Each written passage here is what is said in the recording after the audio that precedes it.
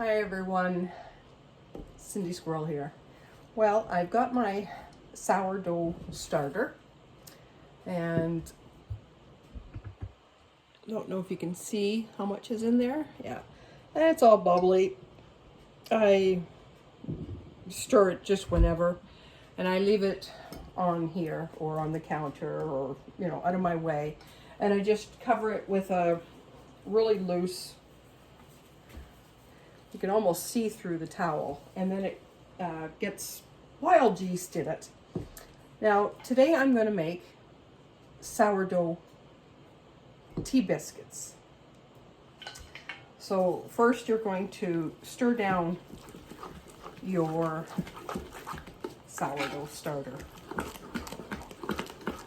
Get it all mixed up again with the waters, and because it does separate. I'm doing this for my niece, Shelby.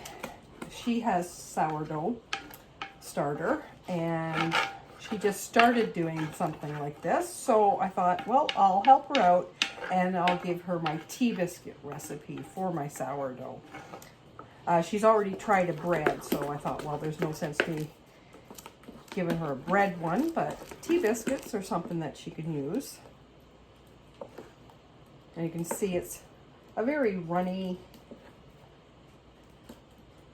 I'll have to feed it today maybe because I'm going to be taking some out of it. So what I'm going to do is I'm going to use 1.5 cups of my starter and 1.5 cups of flour. And I'll be right back. So the first thing I put into the bowl is just 1.5 cups of your flour, and then 2 tablespoons of sugar,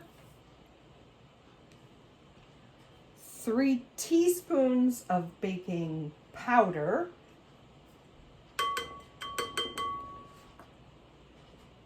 half a teaspoon of salt, and I'm using 1.5 teaspoons of baking soda.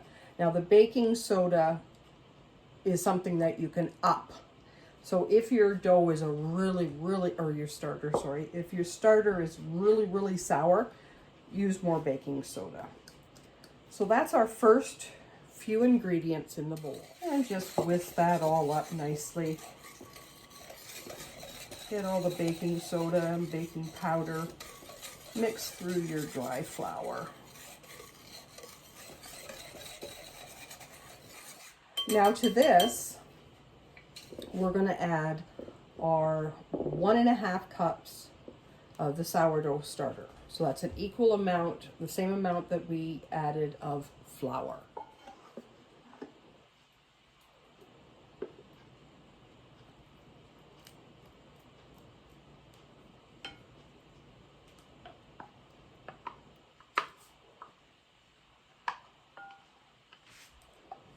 One cup of it. So now we're just going to mix that all up.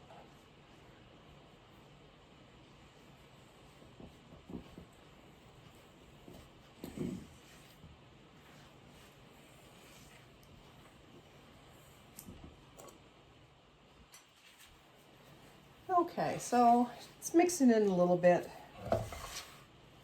Now it's time to add 1/3 cup of cold lard, and I cut it into small pieces. And I put it back in the fridge until I was ready for it because it's quite warm in here today.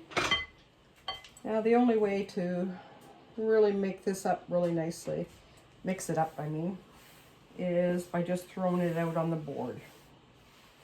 So lightly flour your board and dump it all out.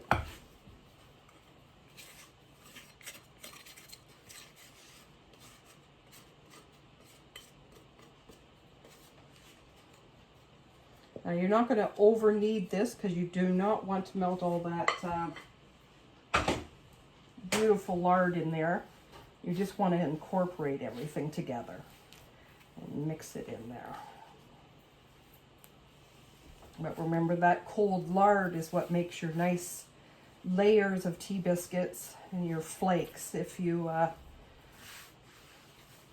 put in, say, melted shortening, or you mix this until the lard melts, well, you're going to get a muffin instead of a tea biscuit. A tea biscuit, to me, has to have those layers. So, there, I think we're almost incorporated enough.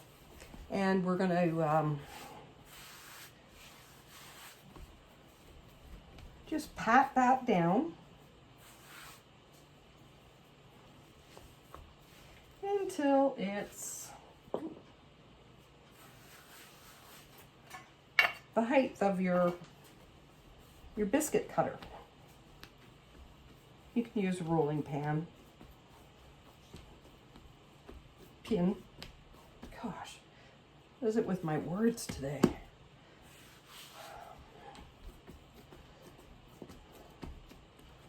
You can tell Bobby's been gone away for almost 2 weeks. The only person I talk to is the dog.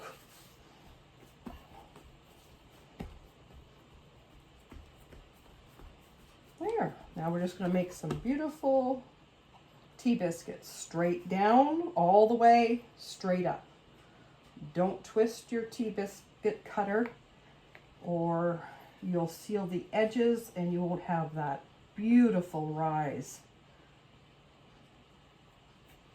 I'm going to go grab a pan.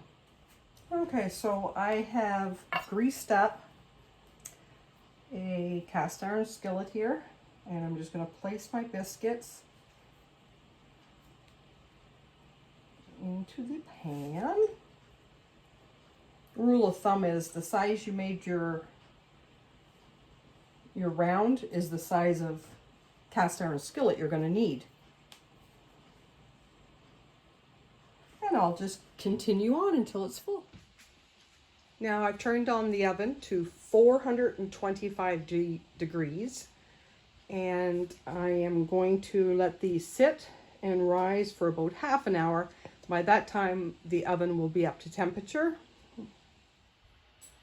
Okay, the oven's ready and the biscuits have been rising, and it is time to put them in the oven, and I'm going to let them bake for 15 to 20 minutes. Look at them at 15 and see if they're nicely golden brown and take them out. Well, that's 15 minutes. Now that is a hot oven, 425, so these are a really browned up biscuit. Can't wait till they cool off and try them.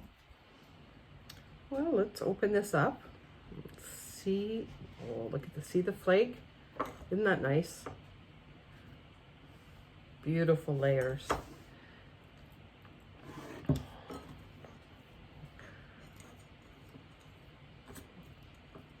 Oh, they're still a little bit warm. Oh, can't wait.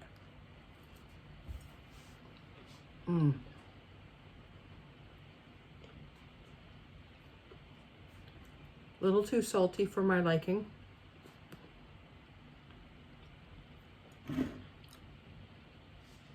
I usually cut back on the salt in recipes. I just put a dash and I put half the amount of salt they called for, and this is salty, so half the amount of salt that I said again. Other than that, very nice, very nice. Look at the layers. Nice and flaky. The aroma of the sourdough, very nice.